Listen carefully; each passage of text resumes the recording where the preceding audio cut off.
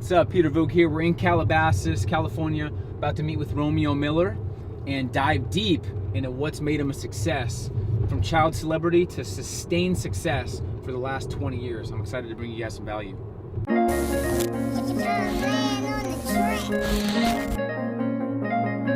You gotta know that you're doing this for more than just a moment. To truly be successful, to truly win, you need opposition.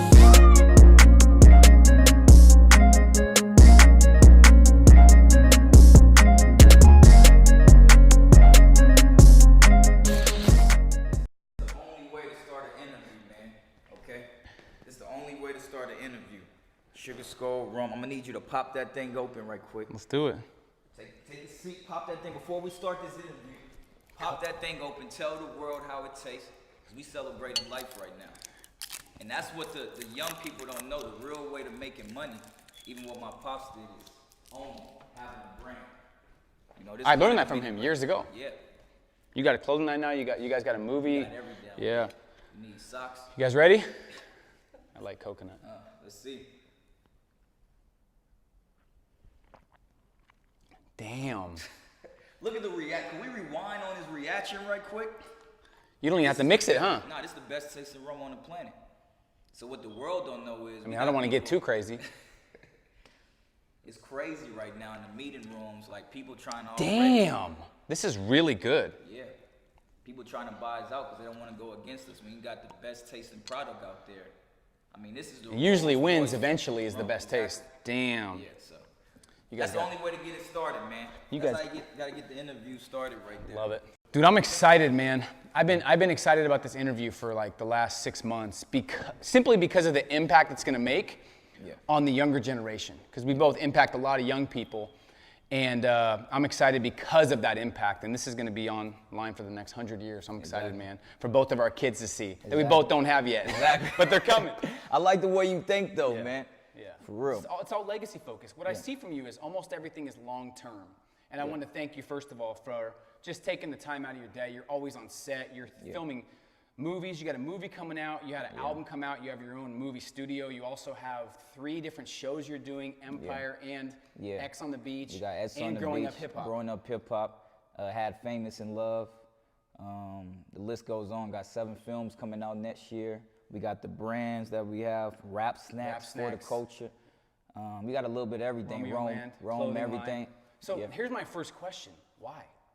You already have the money. We're in a multi-million-dollar home in Calabasas. You have other homes. You're still grinding. Why? Simply where I'm from. You know, my family, we come from New Orleans. It's a hurricane city. If y'all know about Hurricane Katrina, that wiped away people's lives, but that didn't mean that it was over. So I've always had this mind frame of you could lose it like that. I seen death at an early age with my little cousins. You know, even back in my little Romeo days, I wrote about the songs. I saw my cousin die right in front of me at the age of 8. Then my next oldest cousin died when I'm 13 years old.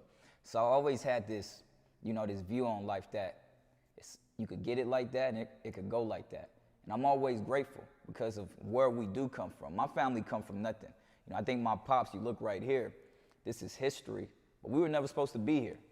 I got cousins that's dead and in jail with their parents, either buried or locked up. So for me, it's always been grateful. I never grew up like the typical young celebrity, child star. You know, I grew up where, we'll go out on the road, we'll make a lot of money, but we back in the hood, back in the streets. You know, my 4th of July's, people don't know this, but it was out with my dad and his homies, and they shooting guns. It wasn't fireworks, you know, it's shooting guns to the sky. So I just think I was put in a position where I was able to see a little bit of everything. You know, not just the good, not just the bad, but a little bit of both. And I've always been grateful. As long as I'm here, I'm going to work. Like, that's what I learned. You know, my pop's one of the greatest hustlers out there. And he passed that down to me to where I got to go get it. I got to have $1 trillion. I'm going to go work. You know, I'm a workaholic. It's in my blood. And I'm always grateful because I know where we could have been. So people think you grew up like in Calabasas or in Beverly Hills, but you actually grew up in New Orleans, which is a rough area. Yeah, I mean, I was born in the Calio projects. So even when I came into this world, it wasn't like my family knew what they was going to do with me. You know, there was times where I didn't eat as a child. And it's one of those things where I did have this good balance. When I was younger, I grew up in New Orleans, went out to Baton Rouge, then moved down to H-Town. And my friends, I'll go over to their house, and we'll be playing basketball, and we'll hide when a car comes because we thought it was a drive-by. Like, that was my childhood. It wasn't like, you know... so subconsciously, it's in you still. Yeah, it's still in me because I grew up with it. Like, I remember one time I played a prank on my dad down in Texas when we moved out there. That don't sound good already. Yeah. I played a prank on my pops. He have this bulletproof monster truck. He come home, it's like 2 in the morning. I'm like, Mom, I'm about to go scare Dad. She's like, no, boy, don't do that. So I just ran. Literally, my dad parked. I'm behind a bush. As he goes into the house, I pop up behind him like, boo. My dad turned around with the gun on me as a little kid. So it's like, I didn't know that literally 2 hours before, they had some dudes trying to get at him where they shot at his truck. But it's like, even though my pops was making this money and building this empire, this is what I tell people. You can go give somebody $100 million right now. That doesn't mean they change overnight. So if you go give somebody in the hood $100 million, that don't mean their life changed. Their family's still in the hood. They still got to, overcome certain obstacles. But for me, I've seen a balance. And I thought that was always a blessing for me to be able to go to the best of the best neighborhoods, but also see the worst of the worst. And I think that's why it's important for this interview, because somebody like me not getting interviewed a lot, sadly. They don't want to talk to somebody who's actually on the right path or got their shit together. No drama. Yeah. As a kid, they tell you, do the right thing, follow your dreams. I did that my entire career.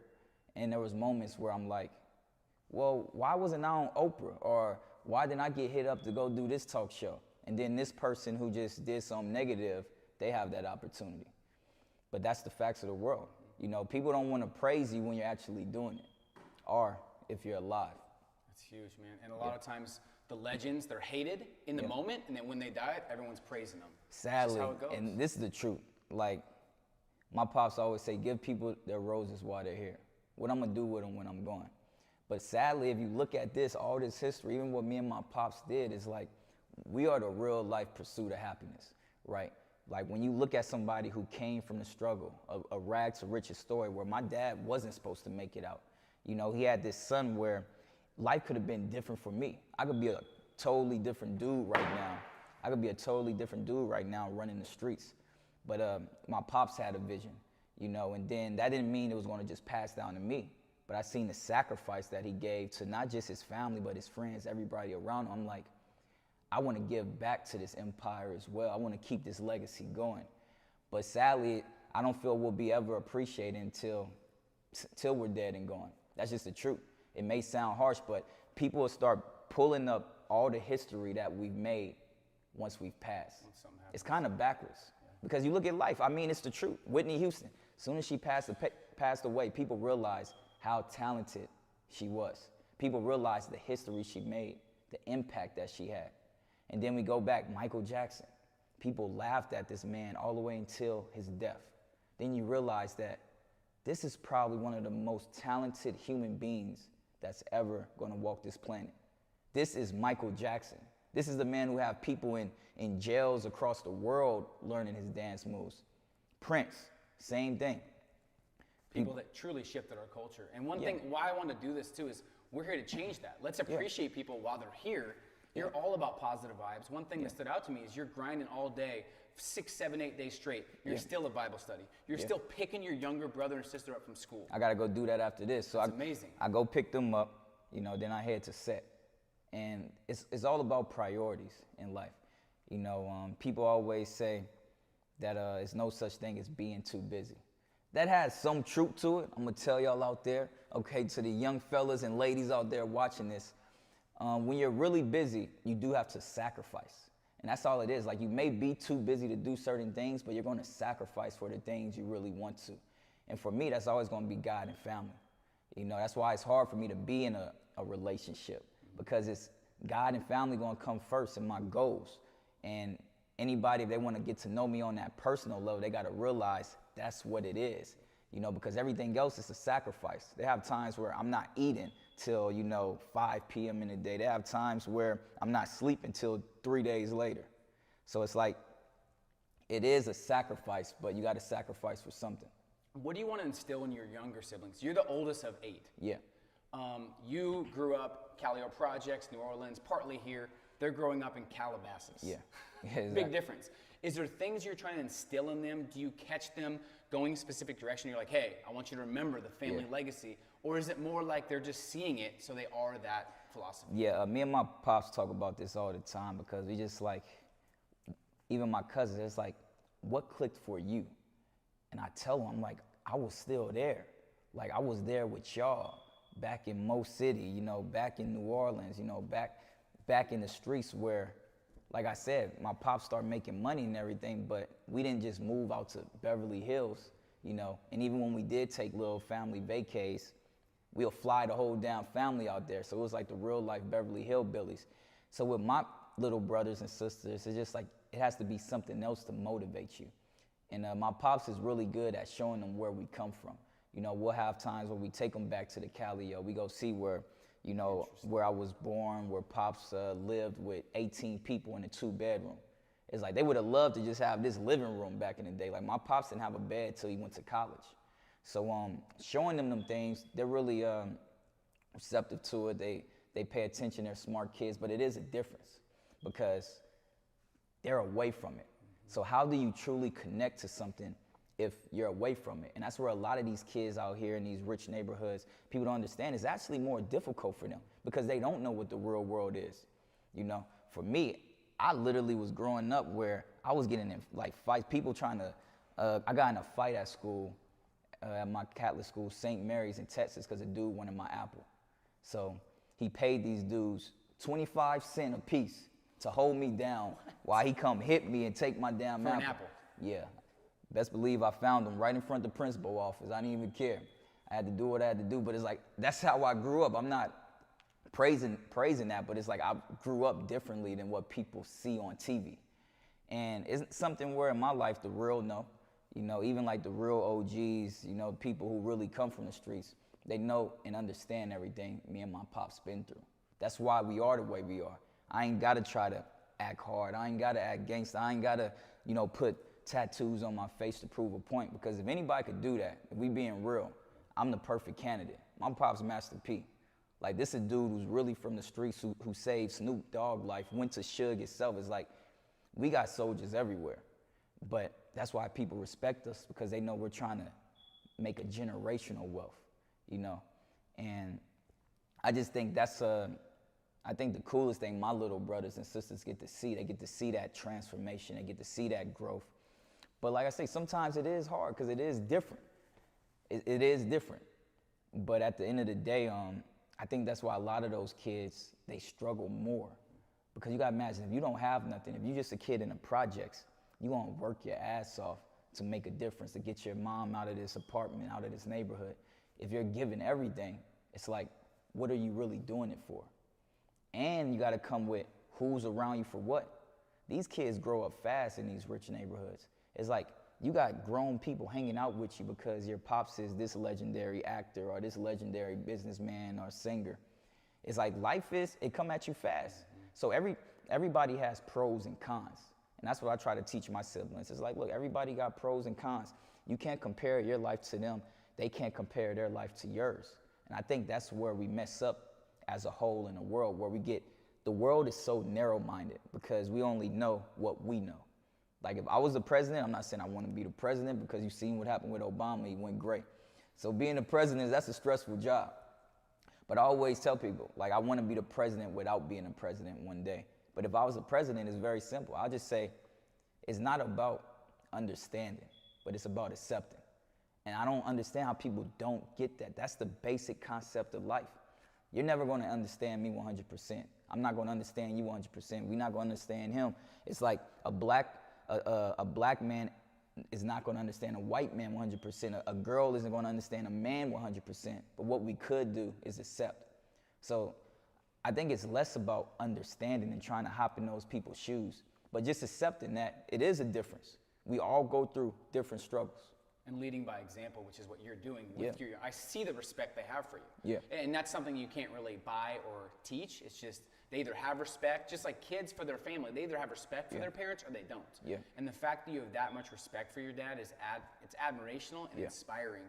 And people need to understand that that's not something that you buy. It's not like, I'm going to buy my son's respect. It comes from leading by example, being there, spending time, showing the way, giving the right philosophies. That's the key word, respect. Yeah. That's what my dad taught me from day one.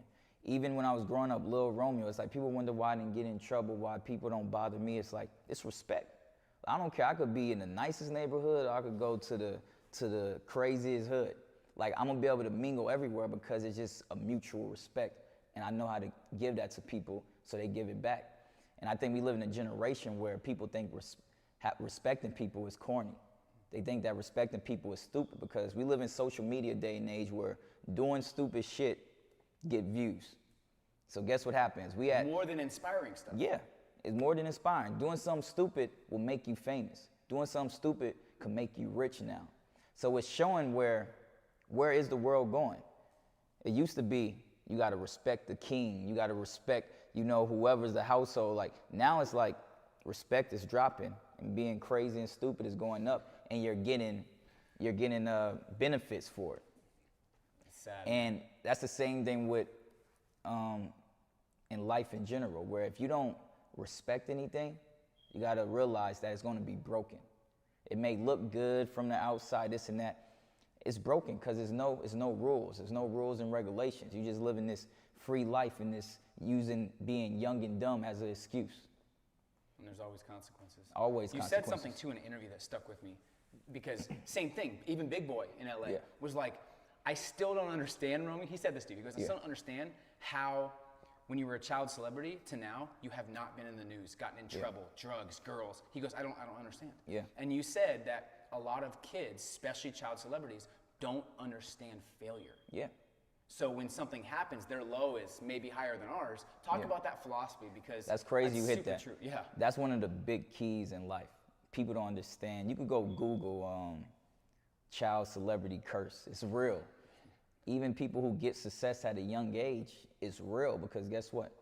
You look at people like Denzel Washington's career. I think Denzel was like a trash man or something. Like, he had to go through certain things before he had this success. You look at somebody who's younger and they're given this success at a young age, and what it does, we're still growing, right? So we're still growing as humans each and every day.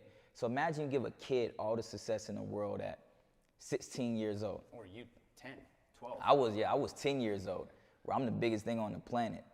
But let's just say 16, because that's that age where you think you know everything, you're a young adult, a lot of people just think they could do it on their own, right? So you give this kid everything at the age of 16.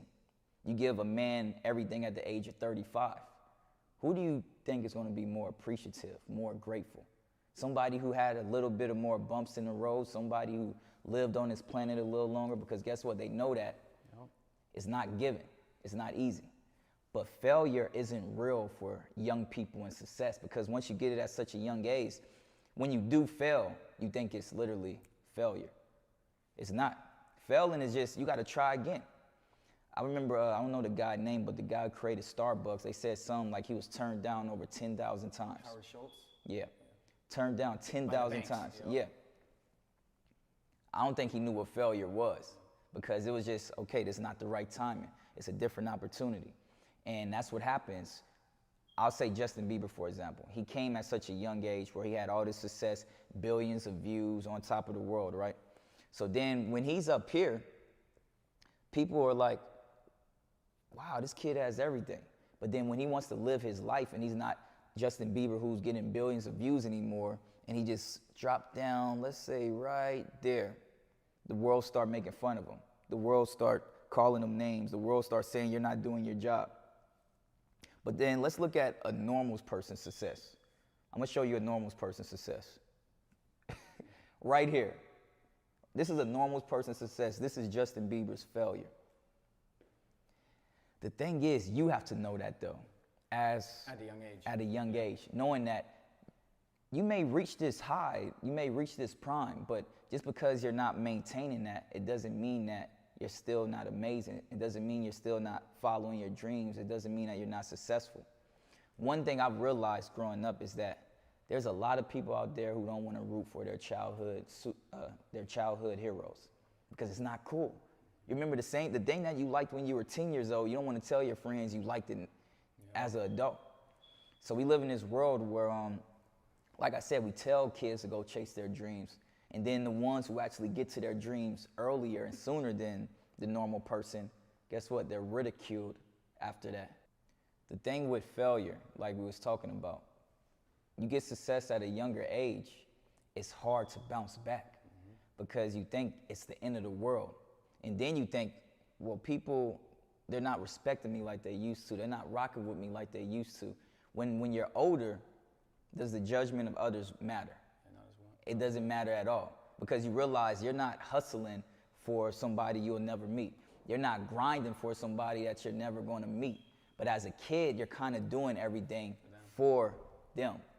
And that's why it sucks being so successful at a young age. You look at anybody out there, there's not too many people who have success at a young age and then they have it all together as an adult because it's not reality. What's the reason you work so hard? So you don't have to work harder, right?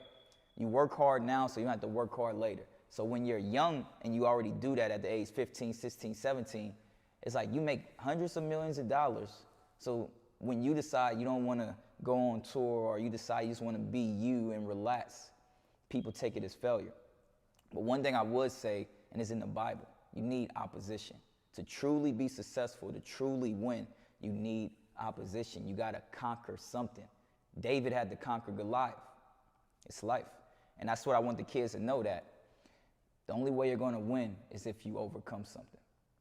And it means more too. That's one of the reasons I wanted to sit down with you.